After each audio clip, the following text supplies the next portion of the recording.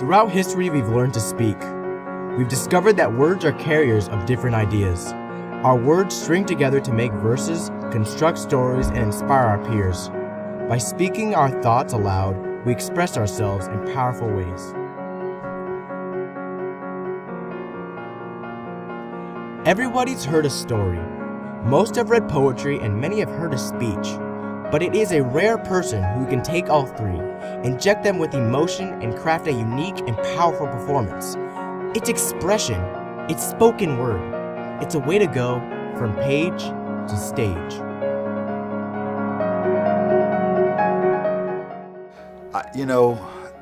The biggest battle in creating poetic voice as a commercially viable form of speaking. People think of a dead art form they studied in high school.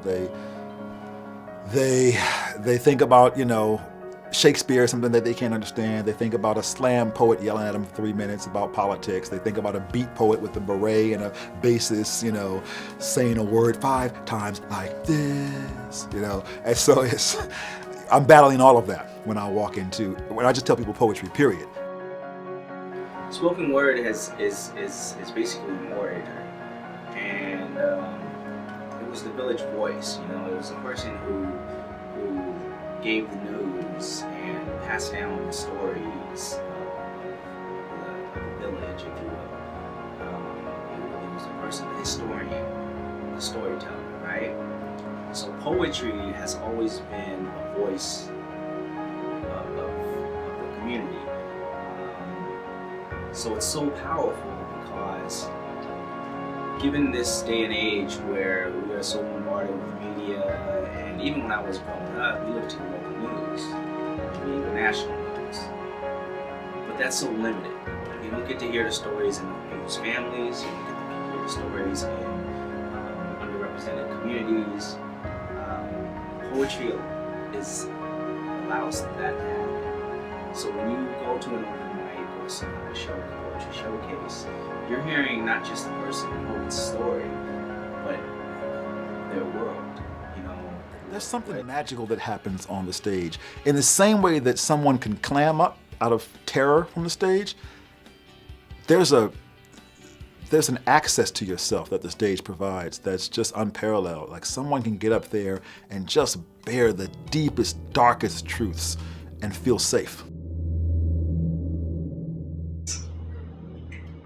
See, this freedom is a tune you speak, and injustice is the melodies that are served through the barrels and bombs, checkpoints, tanks, and artillery that rumble through the streets, echoing your hurrahs. The stray bullets of freedom strike dead women and children to their feet, forever freeing them from this hell. So now I understand your freedom. It excels on the barrels and millions of daily barrels in exchange for lives that, of course, you propose and apply as collateral damage. But agony is our carnage, but for you, it's just international news. So you know what? Break away from the TV and diffuse the fuse of media slogan, fear-mongering, stereotypical bias, and unjust news that just all lies. Because you are a product, like the products that you consume, but the waste is humanity, and humanity equals 1 and never 2. So you go ahead, Bush, do the math and admit the truth. You find a ratio to disprove proof, and you will find that 1,200,000 dead, innocent Iraqi civilians is evidence, and that's truth.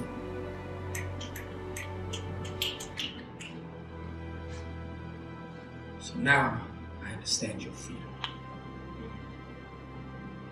And if dirt is what I am proclaimed, I ask you to drill through my soul, and rich you will become, because Iraqi blood is as rich as they come.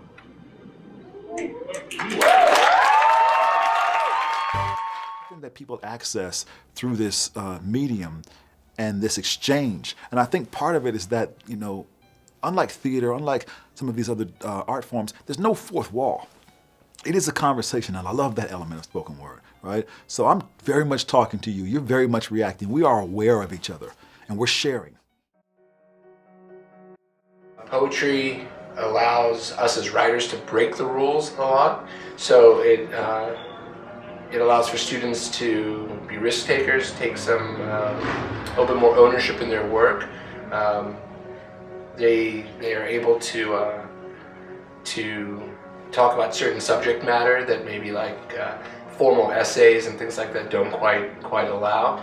Plus it builds confidence, so really like that's what it all, being a good writer stems for being confident. So I kind of believe in the philosophy of kind of going around, like not going in the front door of the house, but finding a different way in to get students really excited about writing and to establish a voice. You know, when I was in school, I learned that there's prose and there's poetry, right? And then within prose, there's fiction and nonfiction. What I found about spoken word is that even though it's under the category poetry, it actually transcends all of those categories. Because somebody could be telling a real story, right? And this, the use of metaphors. But we don't know if it's fiction, we don't know if it's, you know, straight up poetry and it's all metaphors. But when you get a good poem that's being delivered on, you know, when you hear a good poem that's on stage, it transcends all of those things. So that's the beauty of spoken word, is that I like hearing new stories that really draw me in, or new emotions. So I can't really answer, you know, the question about like what's the difference between these things, because spoken word tends to transcend all those labels, you know.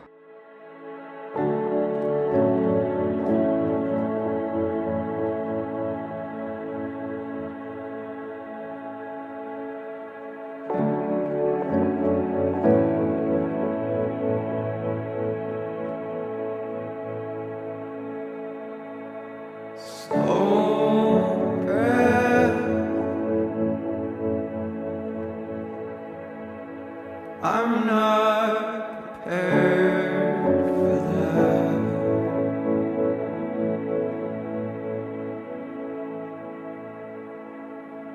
Still breath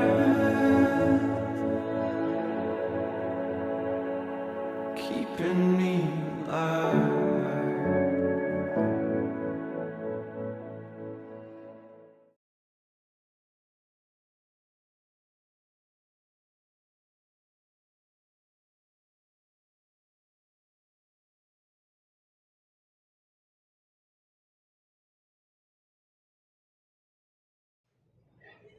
My grandma died and I don't know how to cry about it. I was too busy working, too busy playing Halloween, too busy trying to create a future that I forgot about losing my past. My bloodlines feel so thin at times, it's no wonder why I get anemic.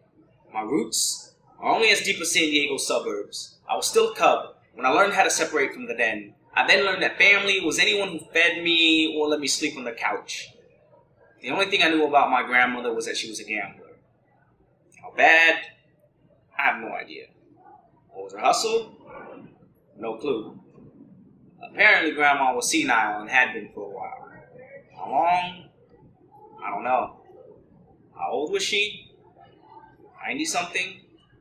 How does she... I don't know. Was she nice? Was she funny? Did she tell stories? What kind of stories did she have? I don't know.